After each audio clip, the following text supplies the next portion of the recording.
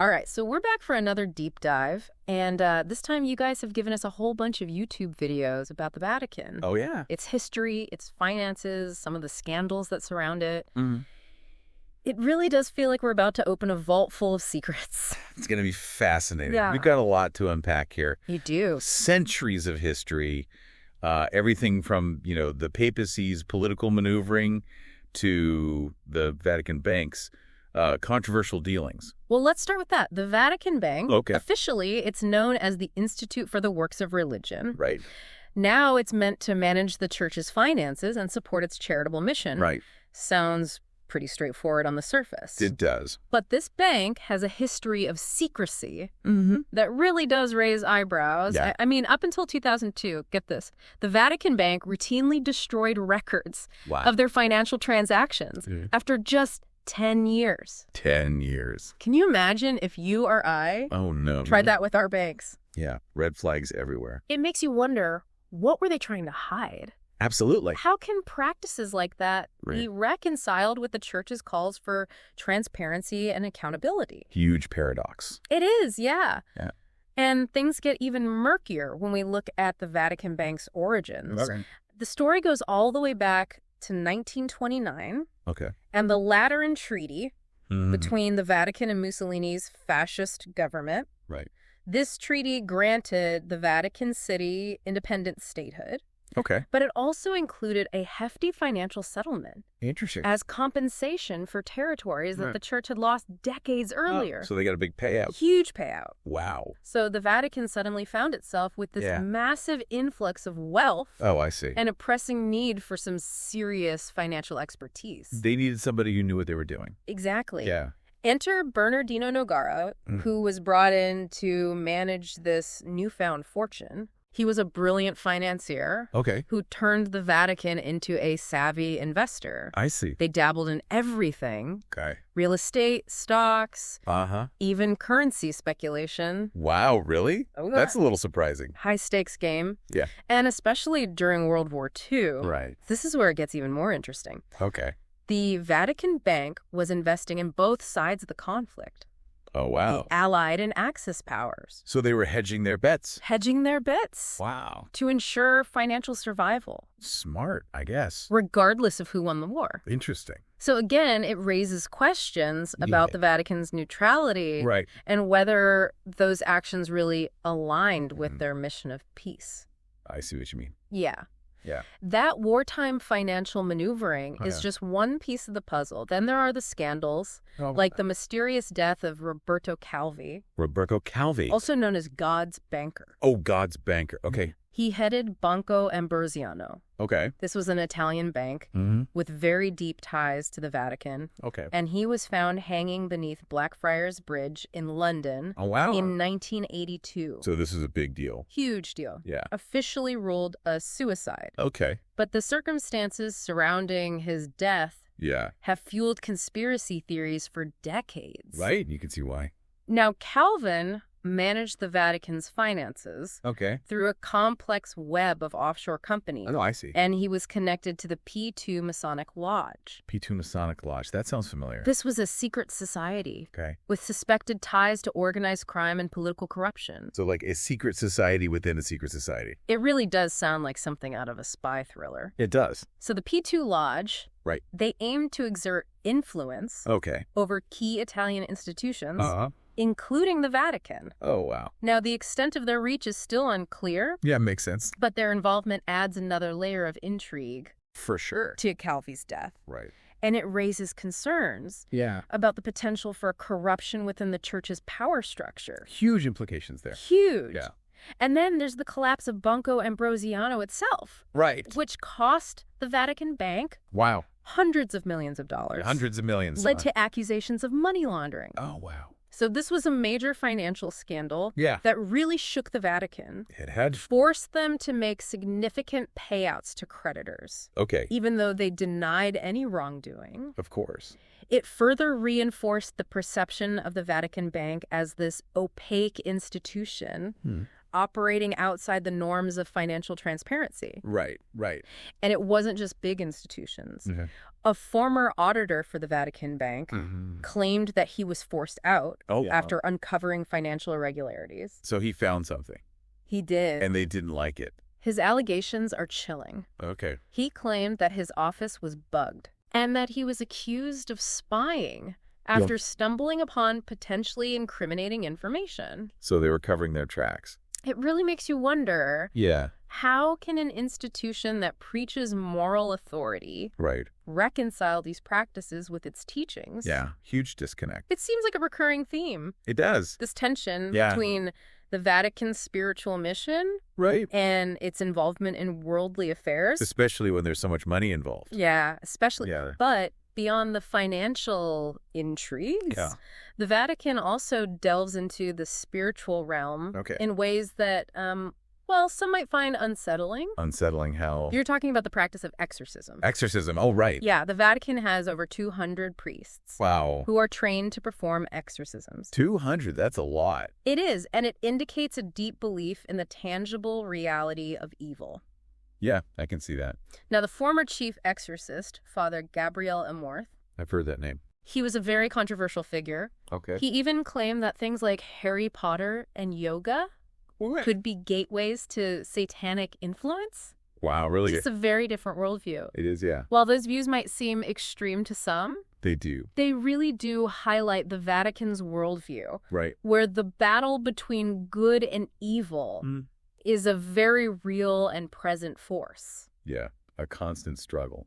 But let's move on to another intriguing topic. Okay. Rumors of hidden Nazi treasure. Oh, this is interesting. Legend has it that tons of gold looted by the Nazis during World War II were stashed in a network of tunnels beneath Monte Serrate. Okay, I don't know that one. This is a mountain located about 30 miles north of Rome. Okay. There are even declassified government reports suggesting that the Italian Secret Service was involved in searching for this lost Nazi gold. Seriously? Can you imagine finding a hidden vault brimming with gold bars and stolen masterpieces? That'd be incredible. Sounds like something straight out of an Indiana Jones movie. It does. It does. Yeah. But as captivating as that sounds, concrete evidence of this treasure remains elusive. So it's still a mystery.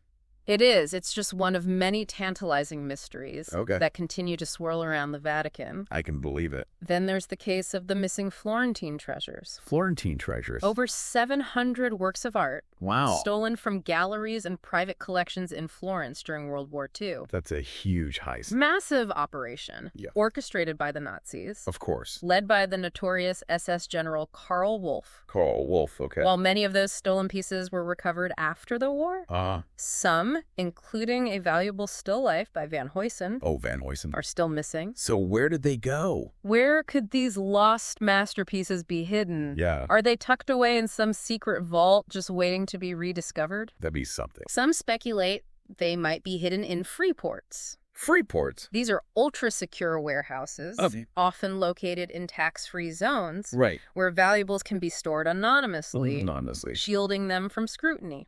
Interesting. It's both intriguing and concerning to think that these stolen masterpieces could be hidden in plain sight. Right in front of us.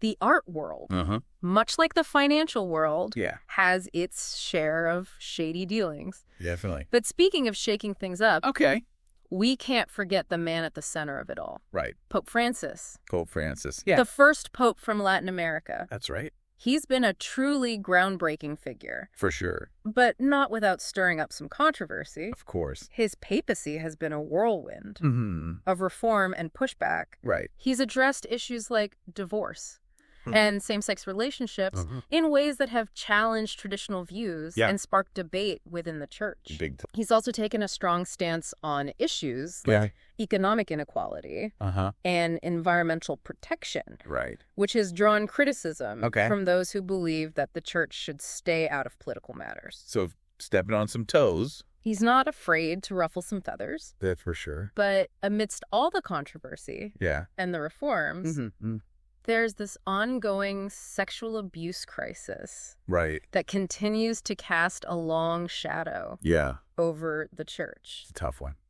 The sexual abuse crisis is a deep wound. It is. That has caused immeasurable pain and damage. Absolutely. While Pope Francis has acknowledged the issue and taken some steps to address it, many argue that more needs to be done to hold abusers accountable and prevent future abuse. For sure. It's a complex and challenging situation. It is. And one that the church will be grappling with for years to come. Absolutely. It really does feel like we've only just scratched the surface. Yeah, we have. Well, of the Vatican story. There's so much more to uncover. There is. Yeah. But before we delve deeper into specific events and their impact, let's pause for a moment and reflect what we've learned so far. All right. What stands out to you? Well, I think what strikes me is this constant tension between the Vatican's spiritual aspirations and its involvement in these worldly matters. Yeah. Whether it's managing vast sums of money, navigating these political complexities, or grappling with scandal. There's this constant push and pull between the sacred and the secular. It's a good point. It's fascinating. And it makes me even more curious to delve further into the specifics. Absolutely. We've set the stage now. Yep. Let's zoom in on some of the key events that have shaped the Vatican and its place in the world. Let's go. Let's do it. All right.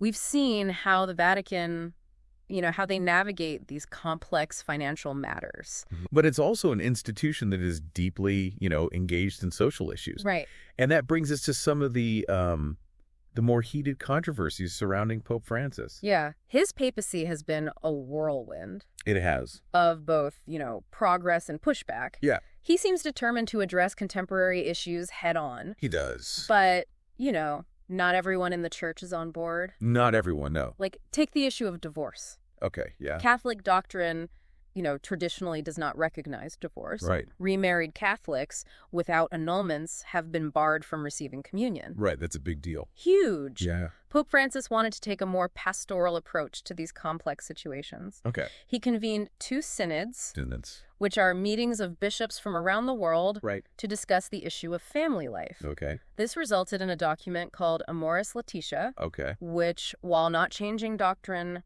called for greater compassion and understanding for divorced and remarried Catholics. It was a subtle shift, but it caused a major uproar. Wow. And it was a single footnote in that document that really ignited the controversy. It's just a footnote. A footnote suggesting that in certain cases, divorced and remarried Catholics might be able to receive communion. I see. That footnote sparked fierce debate. Oh, I bet. With some praising Pope Francis for his pastoral approach. Right. While others accused him of undermining church teachings. Wow, so divisive. 4 cardinals even wrote a formal letter. Wow. Challenging the Pope's interpretation. So they pushed back hard. It was a real theological showdown. I can imagine. It's clear that Pope Francis isn't afraid to tackle these difficult issues. He's not shying away. Not at all. Interesting. His stance on same-sex relationships has also sparked controversy. Right. In 2023, he approved a document called Fiducia et Subsidia, which allowed priests to bless same-sex couples. To bless them. While it stopped short of endorsing same-sex marriage, it was a significant step towards greater inclusion. Yeah, big step. But as you might expect, it was met with resistance. Of course. From some conservative corners of the church. I can imagine. Particularly in Africa and Eastern Europe. Makes sense. It's a delicate balancing act. It is.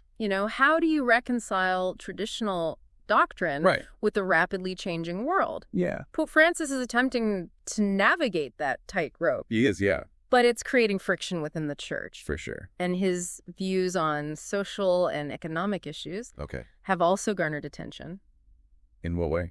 Pope Francis is a vocal critic of unfettered capitalism, often calling for greater economic equality and social justice. Right. He's also been a strong advocate for environmental protection. Oh, interesting. His encyclical on the environment, Laudato Si, right, was a powerful call for action on climate change. So he's not just focused on internal church matters. No, not at all. Okay. These positions have led some to label him a leftist. A leftist pope? Even a Marxist. Wow. Okay. There was quite a stir online when a photo circulated of him with Evo Morales. Evo Morales. The former president of Bolivia. Okay. Holding a crucifix that was shaped like a hammer and sickle. That's pretty striking imagery. It was. Yeah. That image certainly sparked a lot of discussion. I bet it did. But it also highlights Pope Francis's willingness to engage with a wide range of political figures and challenge the status quo. He's not playing it safe. He's not. That's for sure. He doesn't shy away from expressing his views, even if they're controversial.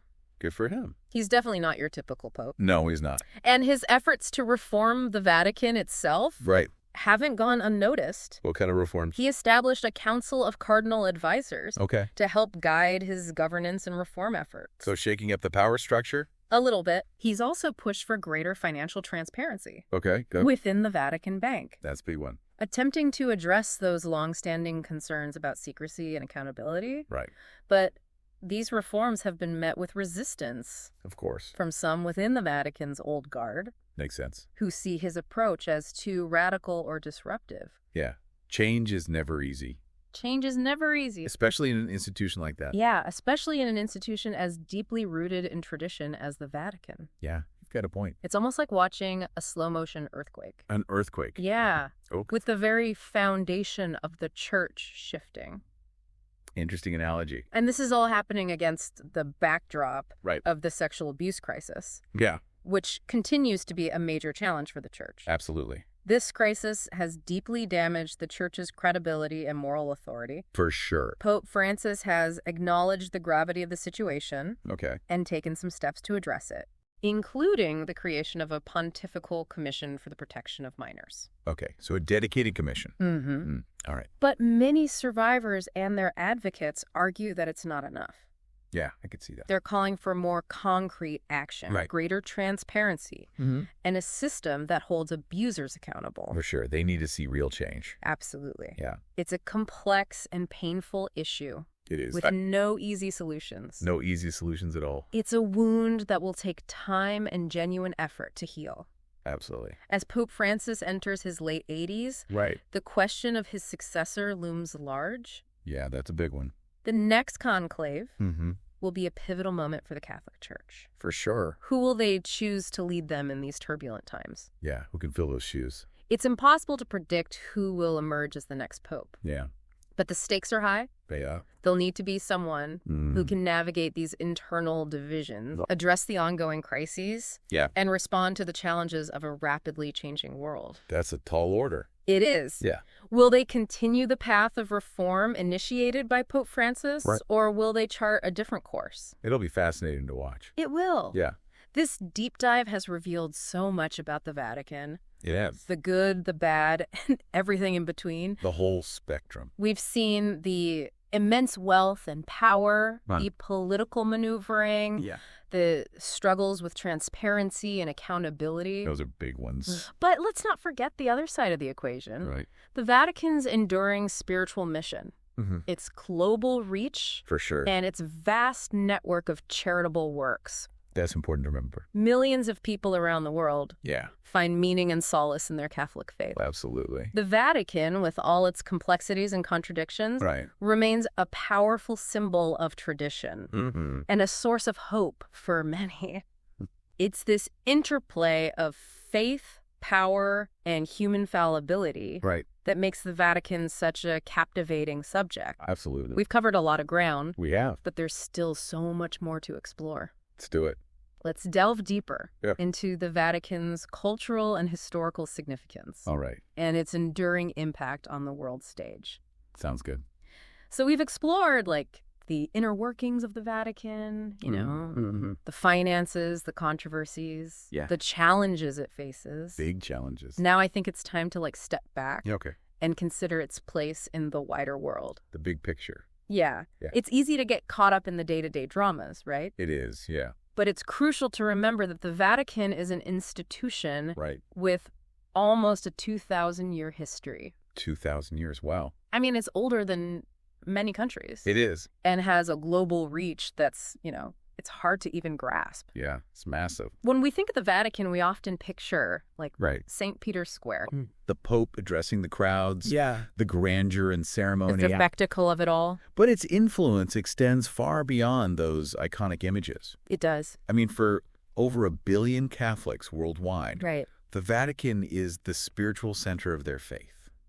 Absolutely. Its teachings and pronouncements, they have a ripple effect. They do. Across the globe, shaping beliefs, influencing moral values. Absolutely. And it's not just about faith. Right. The Vatican has this vast network of hospitals, schools, charitable organizations, providing vital services to communities all over the world. All over. Often in places where resources are scarce. That's important work. Absolutely. Yeah.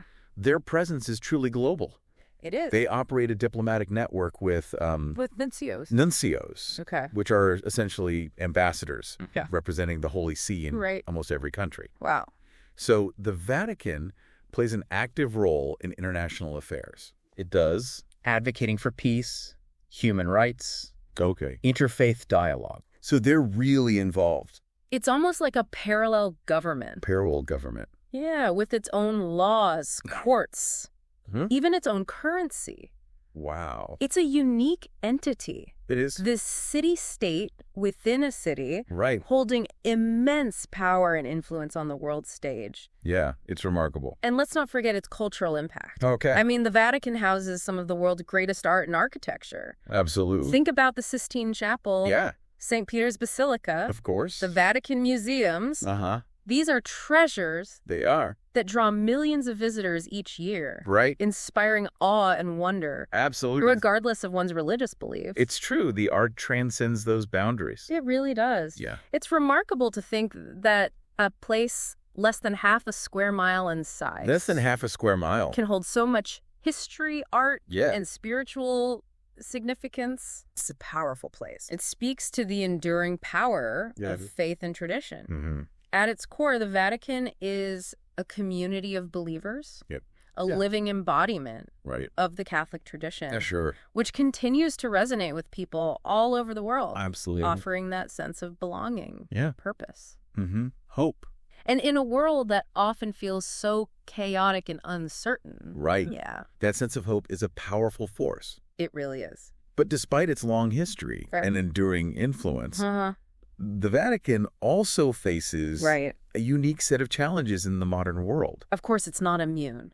No. Yeah. The sexual abuse crisis has cast this long shadow. It has. Damaging the church's credibility. Right. Causing deep pain. Absolutely. Rebuilding trust is going to require more than just words. Actions speak louder. Exactly. Yeah. Concrete actions are needed to ensure accountability and create a safer environment for all. That's essential. And then there are the internal divisions within the church itself.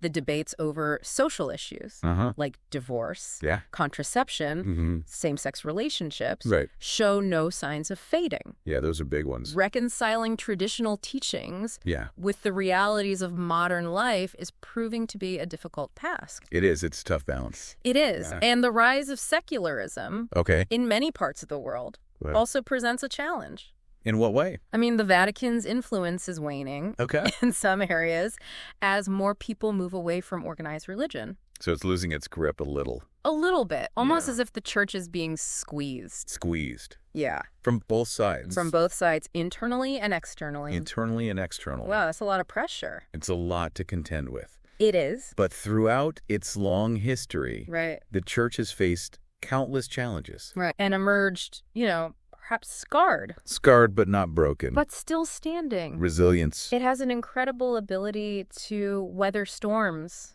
Adapt to changing times. It does. It's an institution that's both resilient and adaptable. Constantly evolving.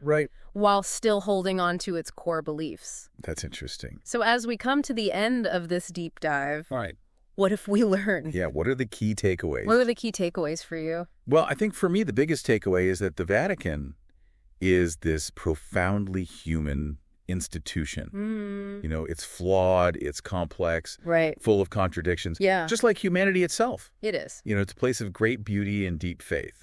But it's also a place where power and ambition play a role. Right. It's like this microcosm of the human experience, reflecting both our aspirations and our failings. It's a good point. And as we continue to, explore the Vatican's influence and legacy, it's important to remember that it's not just about, popes and palaces or financial dealings. It's about more than that. It's about people. It is. It's about the millions whose lives are touched by the church, for better or worse. Exactly. It's about the search for meaning, purpose, and connection.